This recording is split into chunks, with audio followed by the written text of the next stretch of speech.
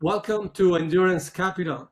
Today's episode is about something very simple and very dangerous. What happens when there is no plan B? When you're working all in all the time? In sport, that looks like a kind of, somebody from Yorkshire who decides triathlon isn't just a hobby, it's the thing, and then lives that choice so completely that he wins 2 Olympic gold medals, multiple world titles, and races with a kind of honesty that hurts to watch. On the front, no hiding and no excuses. In startups, it looks like a founder who pushes the limits on an idea that might not work and has to wake up every day and recommit before the market, the investors, their own doubts, and somebody telling them otherwise. My first guest today is Alistair Brownlee, double Olympic champion in triathlon in London 2012, and in Rio 2016, multiple ITU world and European champion and Commonwealth champion. And a guy known not just for winning, but for how he raced. From the front, aggressively, with total commitment, and even through injuries and setbacks. With him is today Jordan Liu, the founder and CEO of ISA.1, an early stage startup he's building from scratch. And Jordan is living also with no plan B, living in all out, all in, all the time. Long hours, unknowns everywhere, a game where 9 out of 10 companies don't make it. And in the area of AI, when there is no second chance, as technology evolves every minute at the speed of light. Today, we will be asking, what does total commitment actually cost in body, relationships, identity, so on? And how do you stay that committed after you've been injured, doubted, or written off? And what can founders learn from someone who stood on the very top of the podium and then had to ask, what comes next? I'm Ignacio Garcia, global early stage investor and endurance triathlete, and this is Endurance Capital. Let's get into it, guys. So, Alistair, we start with you. From the outside, we see the gold medals and the titles, but there must have been a much earlier moment where you quietly decided, this is it, this is something I'm really good at, and there's no plan B, I'm going to go all in all the time.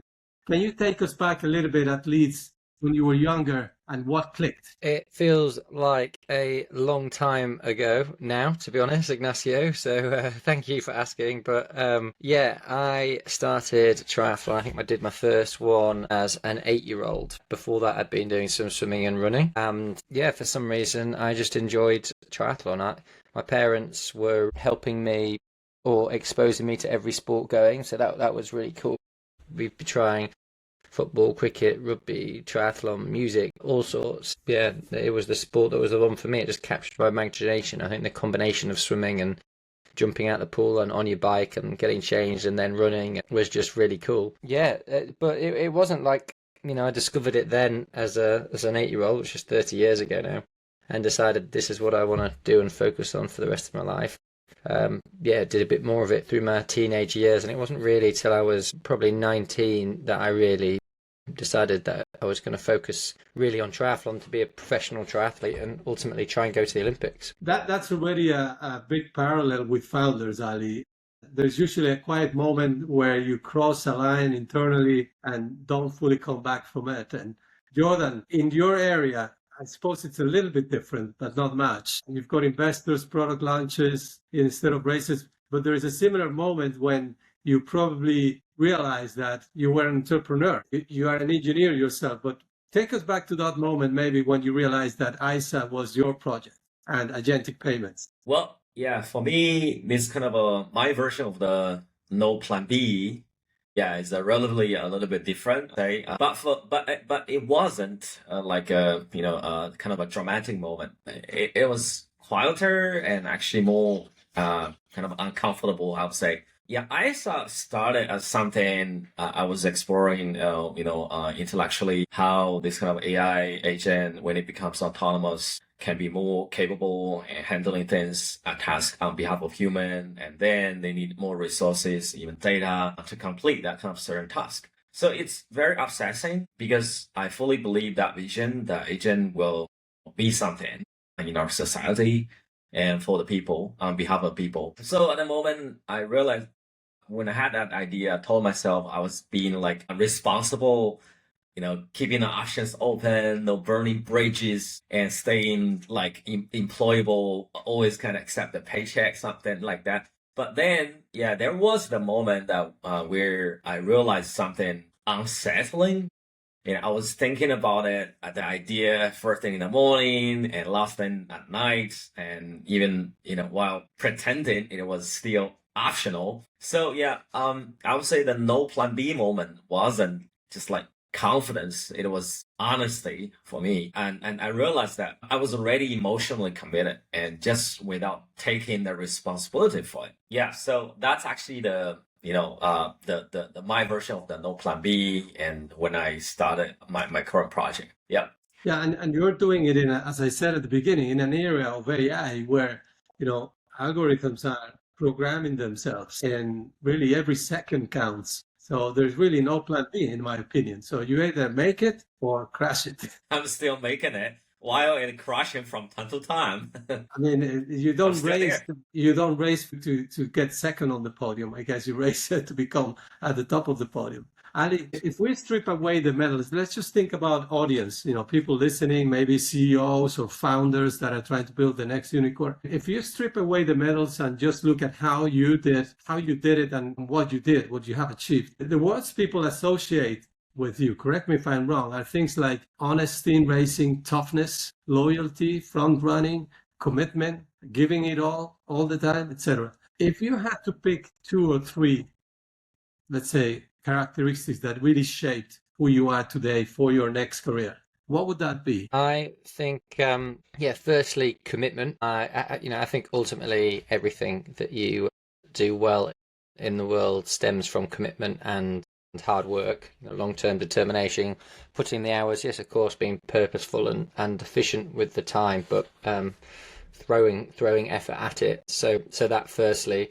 I think secondly, being innovative. And I think one of my really best skills in life is, and especially in sport, is seeing relatively difficult problems or where there is a lot of information floating around and that people make complicated. And I'm good at simplifying that and just finding ultimately what's the most effective solution to that, and then putting that into real world action. And then so that's innovation. And then thirdly, I don't know whether it's the right word, but kind of inspirational. And I don't mean that like in a big high sense, or high level sense, more just trying to inspire people who come along on the journeys with me to do whatever they do as well as they can as well. Am I correct to say maybe that you are analytical? I know you a little bit. You're analytical? Yeah, I think so. Very analytical, but I maybe steered away from analytical purely because I like to think I'm someone who is analytical and makes very, very analytically based decision making, but then I also work hard to make sure that I put that into real world action. And I think that's quite often that kind of the process from analytics to decision to action. I feel like things get lost along the way in the real world and complicated systems. And yeah, I try to start with analytics, but always finish with action ultimately. So you are analytical. Yeah, I think so. You are committed. Yeah. You've got the grit. I think so, yeah. You're a loving person. Most of the time. Yeah. You're relatively humble, apart from where you compete. Yeah, true, yeah. Yeah, and you have a lot of friends. Yeah, I think I do, yeah. A very diverse group of friends, which I really enjoy. So I think those are absolutely fundamentals for success. If you are a person that consider yourself or you are viewed to have those traits, those characteristics, it is very unlikely that you will not be successful.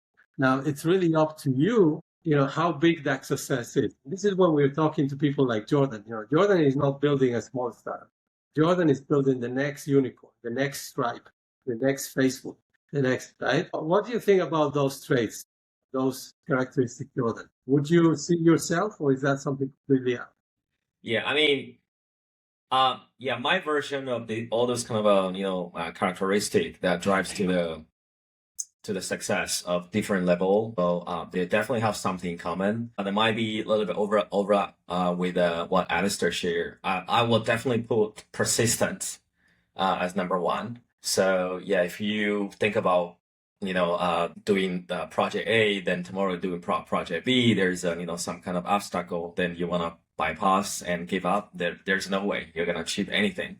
You're not gonna achieve anything. So that's number one. And number two, I mean, in a startup world, I would say, especially you want to build a business, you gotta be decisive. You gotta be decisive. Why I'm saying that? Because I have been seeing there many very smart people, and I mean, they have this kind of psychological kind of a awakening. They make a decision and takes so long and to pursue that kind of opportunity, being even a career path, I don't know, something like that.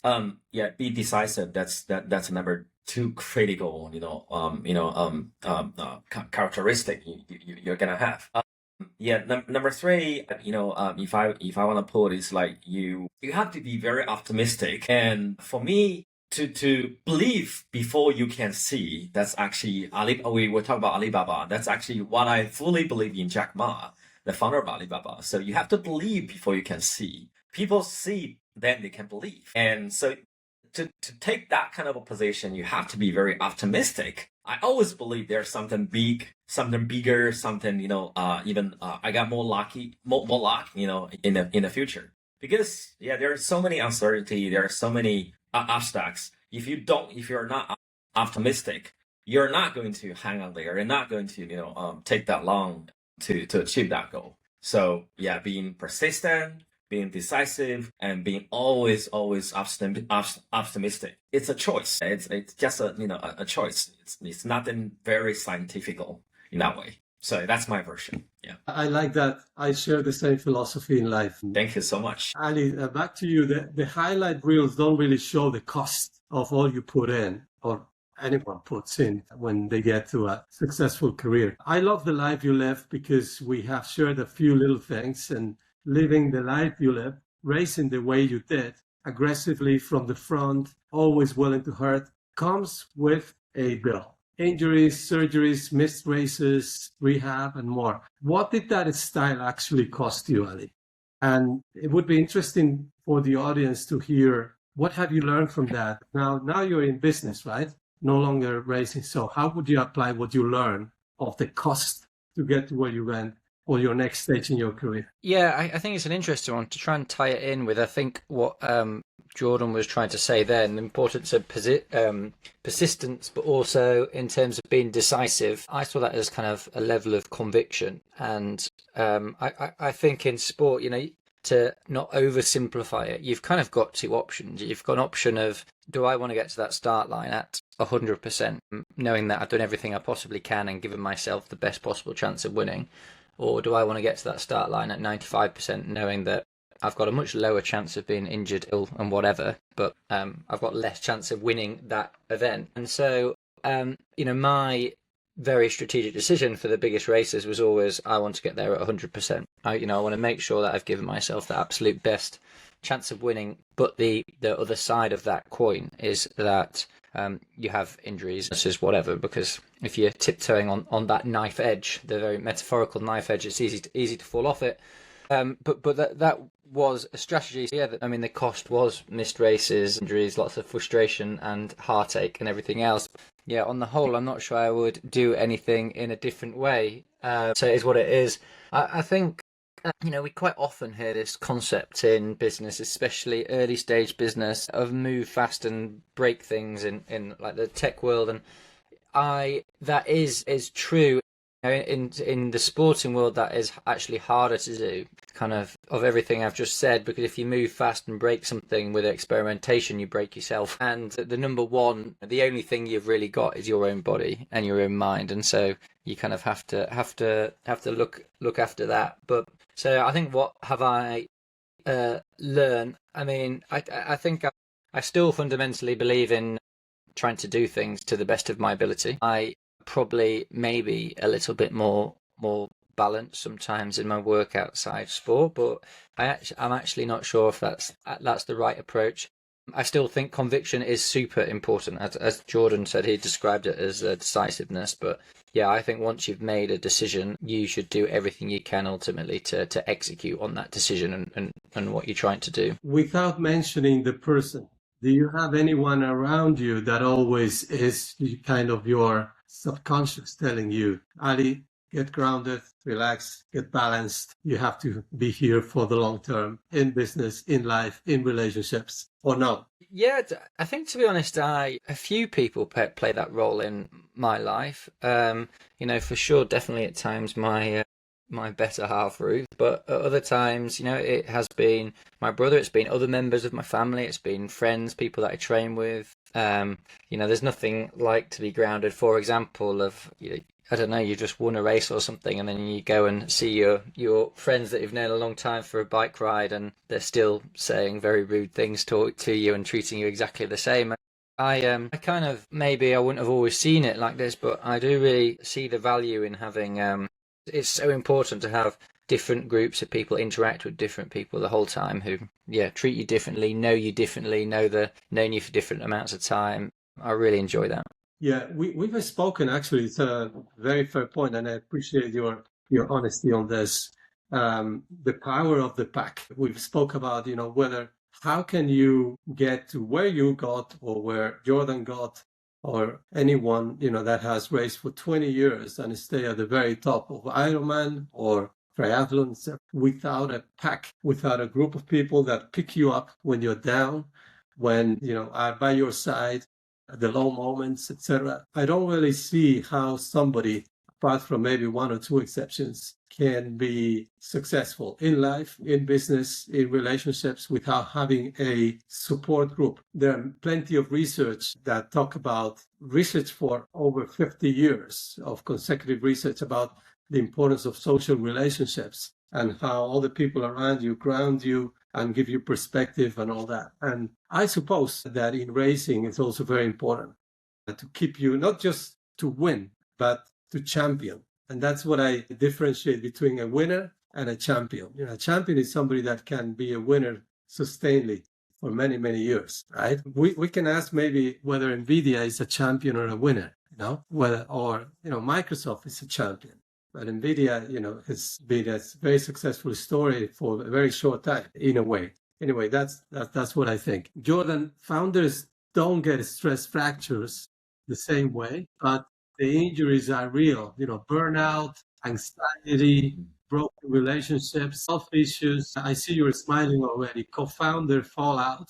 I talk to founders that don't perceive success without burnout. Honestly, I've seen founders in hospital. I've taken founders to train, and their heartbeat would go up to 200 beats per minute on the first 250 meters. These are guys under 30, and I'm 56. And when my heartbeat was at, let's say, 110, 150, just jogging, let's say, with them, the heartbeat was at 180, 190. So I don't perceive that anyone carrying that lifestyle can have a successful career to become a champion in a way.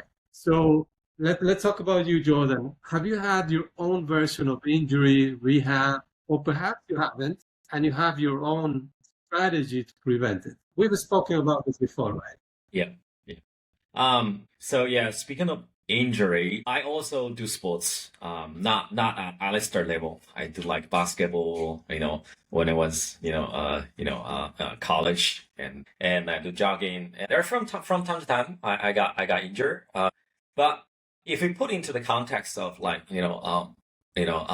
starting up a company, I would say there are two kinds of injuries. Number one, this kind of a physical injury. Then you got burnout, as you mentioned, all this kind of founder being turned up, lay in a hospital, you cannot even run like 1 kilometers, kind of things. That kind of a physical kind of injury really happens. I also have some founder friends who suffering this kind of physical problem. But for me, I'll talk more about this kind of a mentally or even psychological injury. And for me, I think psychologically, all this kind of injury doesn't really, if you're mentally strong, and I don't count it as an injury, because every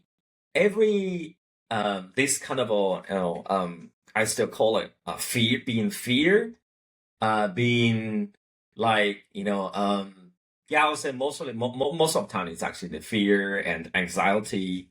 If you can overcome that kind of moment, you'll become much stronger. It 100% aligns what, the great people saying that what cannot kill you can make you stronger. I mean, physically, but, I mean, mentally. Physically, you have the limit, but mentally, I would say that always get you stronger and stronger. For example, right, if I get a chance to meet some kind of big potato, big investor, very big name. First meeting, I got very nervous. I don't know what to say, how to put my hands. But second time, I feel much more comfortable, right? So, yeah. So yeah, yeah. My version of injury, I have to say, it's we have this kind of mentally anxiety and fearings from time to time. But I think as a founder, we have to learn how to overcome it in terms of other sort of like injury. Yeah, it will be like relationships being broken with your family, with your friends. We have to learn how to balance it, right? Spend a little more time with your wife, with kids, and to balance your wife, this kind of family relationship, because that's very, very important. That really make you, calm, make you, more productive while you're building something. So yeah, actually, I'll say that's my version, my understanding of this kind of injury. But it's very important to keep you, physically, healthy to run this journey. That's why we talk with Ignacio. I do meditation every day to make me a whole of my body and my mental to be clear. And I do jogging, not very long, like 3 kilometers, 5 kilometers every day. So keep my physically healthy. Yeah. Ali, have you been mentally burnt out to the point where you thought, I need help? I think that mental burnout actually doesn't necessarily come from all stressors, whether it's like work stress or sporting stress, isn't the driver as far as I'm concerned. And I don't think that, because I think I've felt mentally burnout at times of actually much less external stress than I have when I've been absolutely fine. And so from my perspective, it's all an internal thing. And I think that's what Jordan was saying, as long as you're kind of enjoying what you're doing and you're in a positive surrounding, and the environment that you're in is very kind of productive and socially good, I think you can cope with enormous amounts of kind of mental stress and strain. So for me, if I've had injuries and then internally that's made me say more vulnerable, at that point, yeah, I have kind of struggled, never to the point that I've probably thought there was any more extreme than anyone else, although that I felt like I've needed to get help or input. But yeah, I had some sleepless nights and some very frustrated days for sure. Excellent reflections, both of you guys. I really love it. I want your honest, direct, straight answer. Do you think you would be the person you are and the athlete you are and now the businessman you are without Johnny? No, definitely not. I mean, the easiest way to answer this is to say, yeah, of course, none of us would be exactly who we are today without all of the interactions we've had, right? So, I mean, there's an extent of that, but Johnny has had an enormous impact on my life. We trained together 3 times most days for pretty much every day of the year for 10 plus years. So like enormous time together, really shaped each other, had a strong relationship, had to work out how to train together and compete on the biggest stage. So yeah, he's had a massive role in shaping exactly who I am. Let me turn the screw on the question a little bit. So what you're saying is you wouldn't have achieved gold if you hadn't had the relationship you had with Johnny? So that's a slightly different question. Would you have achieved something specifically with or without Johnny? I mean, that's an impossible question to answer because, who knows? I think on balance, it would have been less likely that I would have won those medals without Johnny. And I think that's very fair to say for a few reasons. I think one reason is obviously we had a massive impact kind of physically on each other, being able to push each other along and train with each other, and really drive each other to be the best versions if we could by kind of competing about how much training we could do and how hard we could do and all of those things. I also think there was psychologically quite a big impact as well, being 2 young guys going around the world together, training all over together and going through those pressures and expectations together. I think that was really, really important. Yeah, I mean, Jordan, I'm thinking about it, with co-founders, there are very successful investors out there that say they would only invest when there is a co-founder. And that is a question we all have to ask ourselves,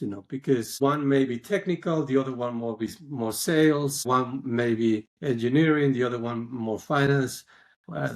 What's your take on having a co-founder? No, you have no voice. So yeah, my take is it's definitely a team instead of just one person, especially in the age of AI.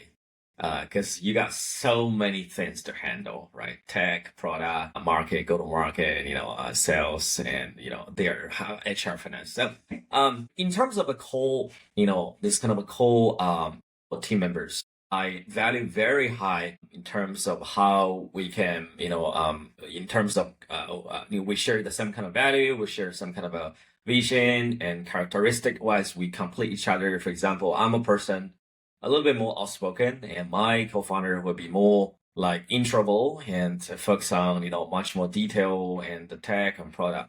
So yeah, I don't say any, even all those kind of great entrepreneurs. You say Jack Ma, got Joe Tsai, Mark Zuckerberg has at least have an early co-founder, even they break out, right? Yeah, everybody got a co-founder. Interesting. Let's move, guys, to another topic, which is life after the peak. The perceived peak. I always also talk about the perceived summits. So, Ali, you might have thought you have achieved a summit, by racing and achieving gold and being popular and having lots of friends, and etc. But in the way I see life is that these are all false summits. There's always a summit, and I talk about it because I love the mountains. And when you are in the mountains, depending on what part of the valley or the mountain you are, you see the summits. These are perceived summits. You go up to that summit, and all of a sudden there is a higher mountain to climb, not from the negative point of view, but from the opportunity point of view, right? So I always think there is life after those successes, and probably even more life, more success, more relationships, more business projects, etc. So tell us, how did you handle that transition from triathlon racing, racing is my life, it's my whole thing and my identity, to what comes next? Yeah, I completely agree with your kind of selection or idea of how you articulate it there. Although I actually don't think, really, I feel like it's striving that's the important thing. And you said that as, it's kind of a false summit. And I would say it as in you kind of actually never get to a summit. You just always climbing up the mountain with a summit that constantly gets further away, because the actual real enjoyment is the kind of, it is the climb, as it were. And that is super cliched, but I think it's so true. And that was it for me. Really, I think I've had a few, whatever we want to call it, but kind of false summits over the years. The Olympics, for example, in London was something that was a childhood dream of mine, and had been that for 7 years, literally, or even longer. But I'd known about that race in London on that day for 7 years, and that was so important to me. And then you achieve it, and there's a little bit of a hole, and you very quickly realise that that you've got to keep moving on and setting new goals. And it was exactly the same for me. I think moving post sport, I'd done a lot of work in the last few years of my career of what I wanted to do next, and some things, what excited me and what didn't excite me so much. And yeah, so literally as soon as I stopped, although it didn't happen like, I stopped one day and started something the next day, it was more like a phased approach. I had a bunch of other things to jump in and get excited by, and yeah, new summits, as you were. That's really important to me. Yeah, I can see that coming. For you, Jordan, founders have a version of that exit, or when a company fails. So if your whole identity is the startup and the chapter closes, you have to have perspective, because the fall can be very steep. So what's your perspective on that? Well, yeah, first of all, compared to what Alistair achieved, that's the peak. That's the real peak. For me, we only, even I had 2 exits. It's like some kind of hills, not mountains at all. So yeah, I can foresee it. I don't think they're very much qualified to say, talk about that after peak, what I'm gonna do. But well, they're definitely at the moment that after climb on the peak of the mountain, then how you gonna smoothly, land it on the ground, right? Well, I haven't thought that much, but what I can think about is, we experienced so many up and downs, and got a little bit of fortune, right, after exit. Then the next chapter will be how we can help other people, like Ignatia, you're doing right now. Supporting the new founders, capturing the new wave of the technology of society. That will keep us as a founder excited and meaningful of our life after peak. So that's my take. Let's not lose the perspective of this episode, which is all in all the time. But if we take that literally, people actually burn out. So it's a very difficult, I think it's kind of an art. How can you be all in all the time without burning out? In fact, as I was saying, I know founders that don't perceive success without burnout. Ali, looking back now with a little distance, right? When we saw you running in front of Javi or with your brother, Johnny, etc., those races, epic races in London, for example, how would you explain total commitment in a way that a founder can actually use without destroying themselves? Yeah, I describe this as very simply, it's a consistency, like longevity trade-off, right? I think the one thing that endurance sport teaches you better than anything else is the human body is basically a simple thing. For individuals are different, but for you to be able to do 1,000 hours of training is always going to be better than 900 hours and is always going to be worse than 1,100 hours. It is that simple. And you accumulate 1,000 hours of training by doing 20 hours every week for 50 weeks. You don't do it by doing 100 hours on and then having a week off, or 2 weeks off and then doing 100 hours. That doesn't work. And so if you want to do something well, it's all about ultimately aggregating those hours which compound on each other. And you do that by having a consistent approach to life. And to be consistent, there's all kinds of things that need to come into that. One is balance. You need to be able to do that week in, week out, balanced around the rest of your life. So therefore it has to be able to fit in with everything else that you do. It has to be sustainable in that you have to have a psychological approach that makes it sustainable, in that, you can't do loads of it one week and then none of it the next week.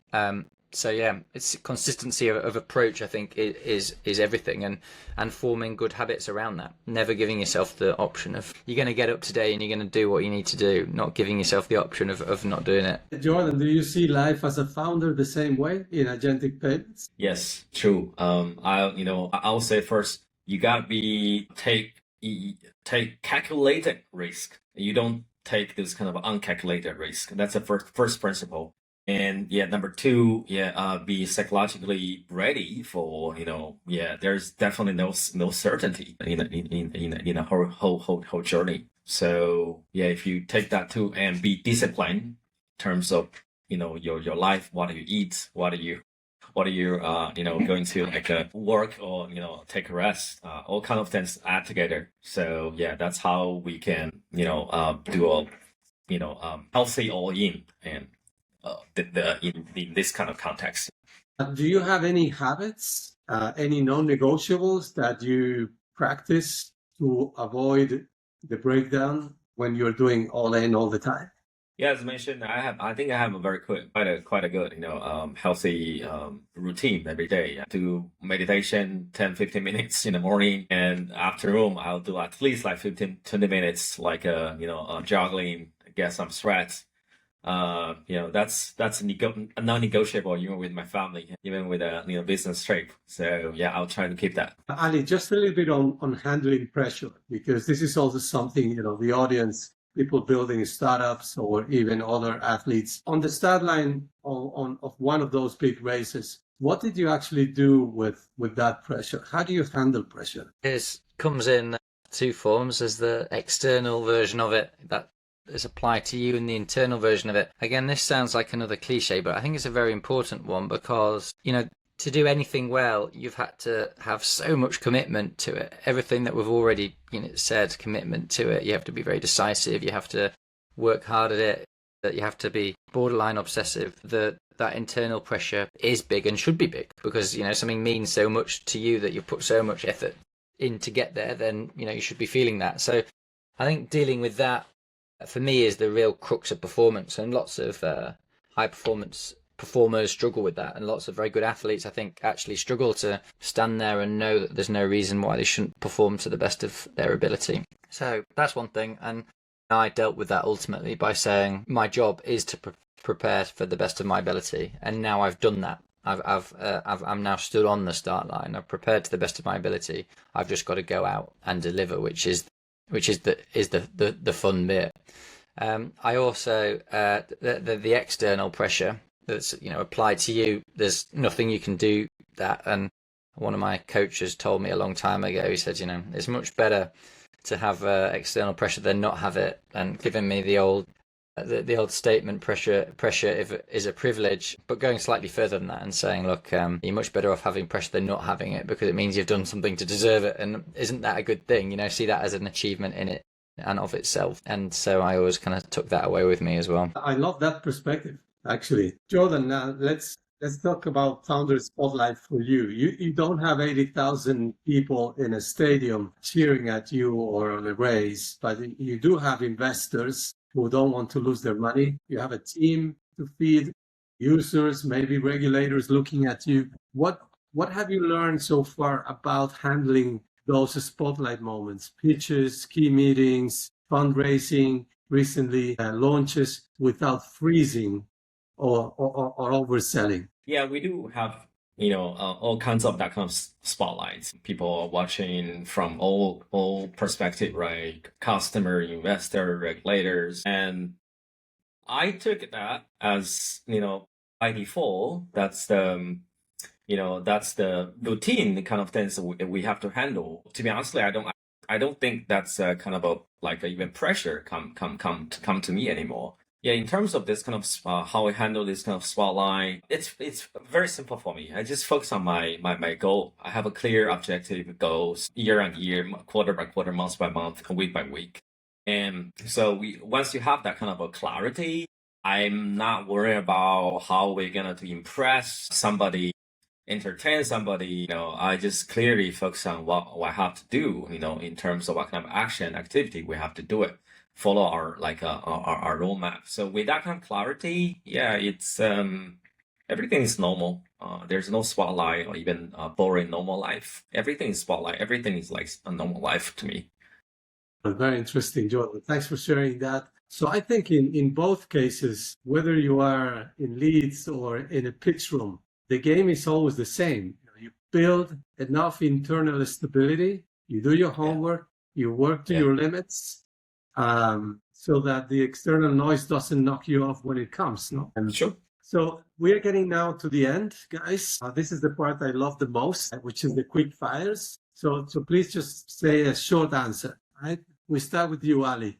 One moment you were proud you didn't give up. One in particular. I think a sporting career is a constant exercise and not giving up, to be honest. So it's kind of not answering the question, but just constant resilience and not giving up. Okay. Jordan? Yeah. One moment you were not proud giving up? Didn't give up. Yeah. I mean, I don't know how to answer that one moment. We can edit it. Okay. So yeah, there are lots of moments that I'm not giving up. Yeah, I don't know how to answer that properly. Okay. Think about it while I ask Ali the next one, and then we'll come back to you. Sure. Ali, one thing people get wrong about being elite in sport and in business startups. I would go on the consistency point, that actually being elite is doing really difficult one-off things where it's trying to operate at the highest level that you can do consistently over a long period of time. I think that's true performance. Okay. And Jordan, for you, one thing people get wrong about being elite, being top in entrepreneurship. We are, no matter you're Olympic gold, or even a founder of Unicom or 100 billion company owner, we're just normal people. I mean, so yeah, we can be wrong, and we're not, 100% like, X, 100X, smarter than normal people. We just grab the opportunity and make the right decision, be consistent, be decisive, be optimistic. Then they're there. So I think that's the common, wrong perception about, elite and founder, and even the gold. That's my take. Okay. And Ali, last one, just finish the sentence. You earn the right to go all in when? I don't think you need to earn the right, actually. I think anyone can go all in. You just have to make the decision to do it. You can do that any time of any day, and I don't think you'll ever regret it. Okay, and Jordan, you earn the right to go all in when? When you're honestly counted the cost and you choose it anyway without, needing kind of guarantees. Okay, thank you guys. Thank you. It's just last one for you. What keeps you jumping out of bed every morning in your new life as a businessman, entrepreneur, consultant, etc.? And what projects that you can share to the audience in case anyone wants to reach out? Yeah, I think it's that combination of different things. I have a combination of my own businesses and business working in other domains, and I love all of that. One of my big businesses that I've been working on very hard with this year is a sports health nutrition business, True Fuels, that I know you know a little bit about, and that's super exciting. I've been on even though I've been involved in startups before, the pace of this one and the people, it has been super exciting and a massive learning curve for me. So that's big. We're starting to get some good traction now, actually acquiring some great customers. Really found a good way to do that, and we've got a fantastic, very innovative product coming soon. So that's exciting. And then outside that, everything that I do, I try and define as it's removing the barriers and helping people to live healthy and active lives, and that works across investing with a UK-based VC and working for a big tech amalgamator business at the moment that I'm loving that as well. So yeah, it's a very exciting time for me. Okay, I'm sure you will, again, going back to the fall summits, if you think you have achieved gold so far, just wait a couple of more years and maybe you achieve platinum or something else better. Jordan, can you tell the audience what's your vision on agentic payments and commerce in a way that even we can understand?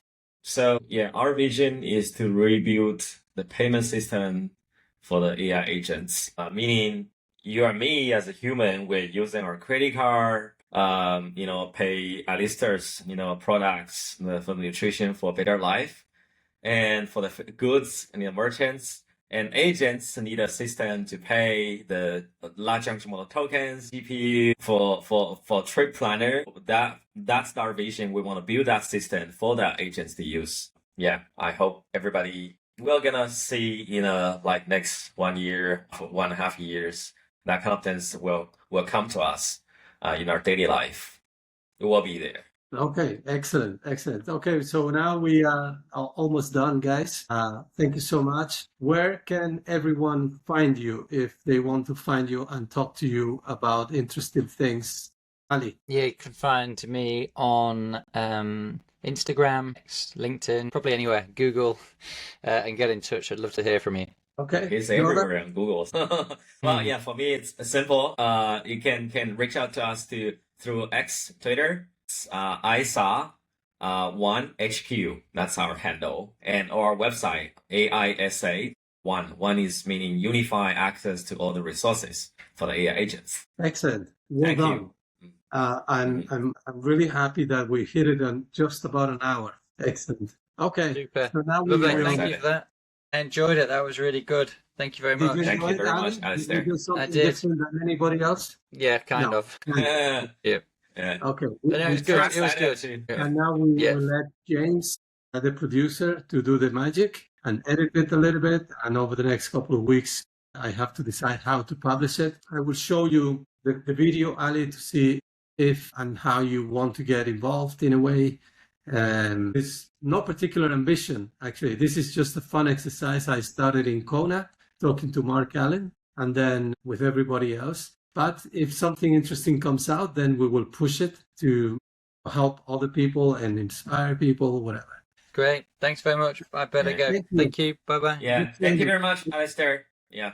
All right. Jordan, thanks for your time and for your patience. My pleasure. My Yeah. pleasure. Yeah. Um, It's a great opportunity to talk to, people like Alistair. That's, yeah. First time to talk to Olympic gold face to face. Love it. Are you still considering Ayurvedagram, or where are you on that? India. Which one? Yeah, I'm still in. Definitely. Did they send you a quote or an email for the program, etc.? No. I think I saw an email regarding the bed reservation. I didn't go very detailed about if you have any like the quotation, the plan, the agenda or something. You can share with me. You can send over to me. They sent you something? No. I think I saw the email just overall regarding some kind of a bed reservation. Give me 1 second now. You mean they send over to me or you send over to me? Or they must be you. No. I think I sent an email to a guy called Vine, who runs customers at the farm, and he should have tried with a proposal, with a program and cost and all that. You didn't get that. I didn't see it. Okay, yet. I'll follow up. No worries. Appreciate that. You can copy me in the email, and I will look into it. I'll handle that.